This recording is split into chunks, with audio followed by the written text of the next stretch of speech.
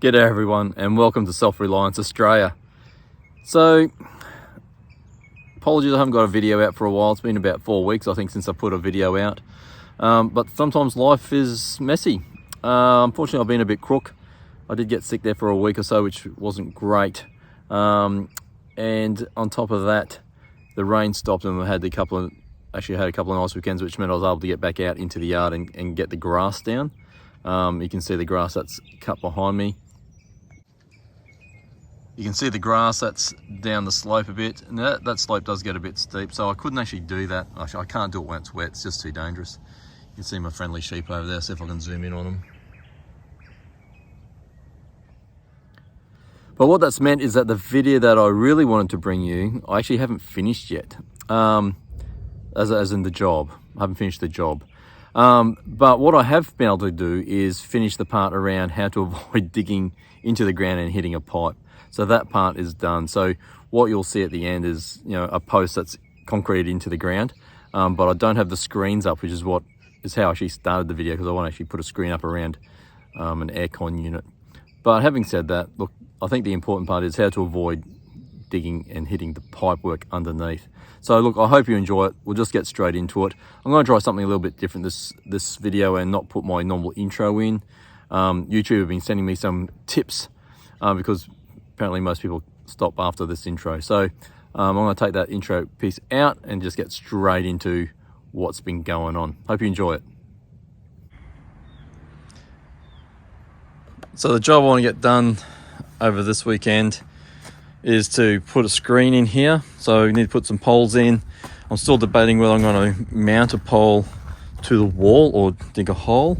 So I want to block from view that aircon unit. Potentially the bins can go in behind the aircon unit as well, so they'll be out of view. There's not a lot of space in this corner, which is why I say it could be a little bit tricky. I will need to move this timber here as well. But basically I'll have at least 2 holes, maybe 3, that I need to dig in underneath this gravel. It could be a little bit problematic. But also understanding where your pipe work goes. So that's really important before you do any digging.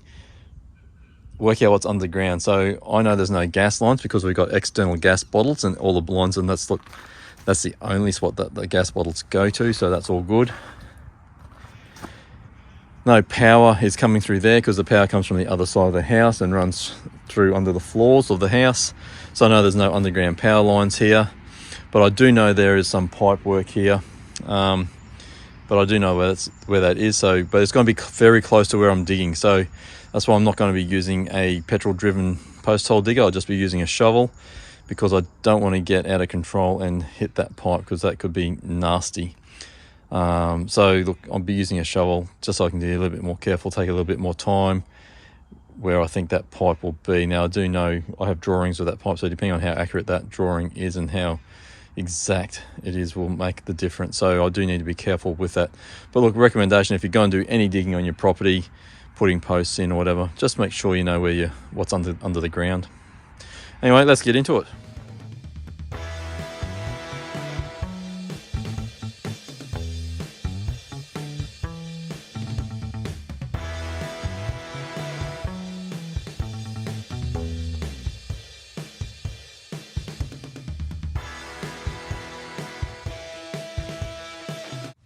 So here's a giveaway that tells you may have some pipe work or something underground. So here I am, probably about 300 mils down, so about a foot, 12 inches or so. And you'll see I've got clay over here, and over here I've got what that's called scurry. So it's just a fine gravel. So it's even finer than the gravel I've got up here, which is the sort of road base for the driveway. But this is stuff that you use for drainage, right? So you can see there's a clear line in the hole I'm digging, which tells me that underneath that is where my pipe work is. So I knew that my pipe is about 700 mil, but it tells me the ditch that they put the pipe work into, it's going to be about 300, 400 down. So that's on top.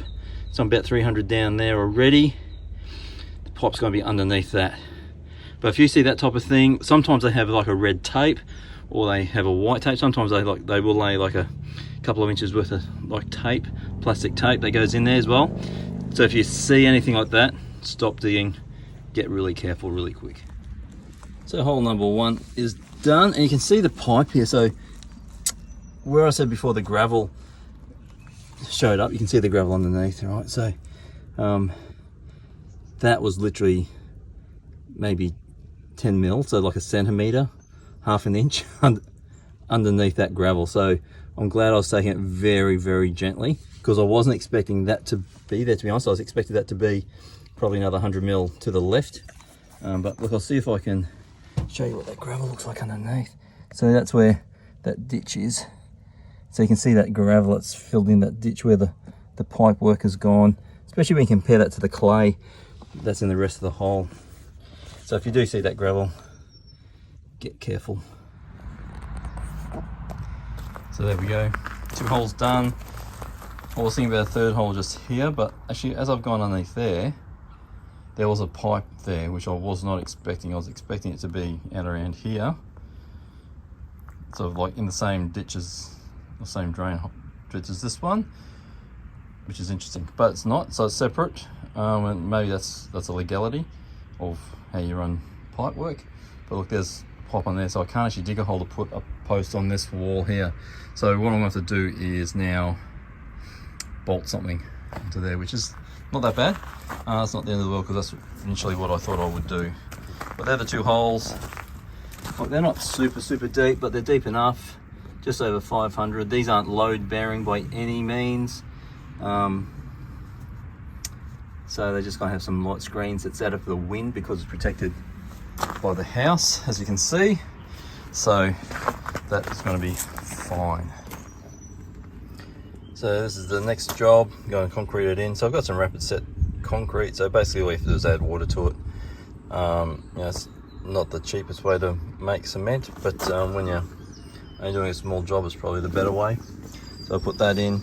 Now I do need to put some in the bottom of that hole first, and that's so when I put the poles in, the poles can't slide up and down in the concrete. So you put a base of concrete on the bottom, that puts a base that stops the pole from moving up and down potentially.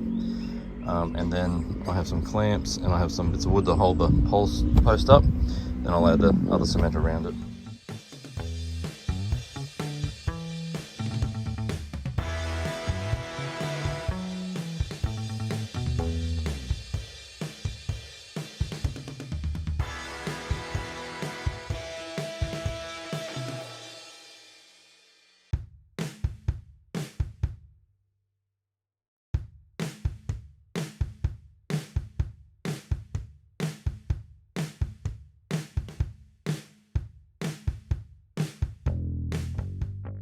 First pole done.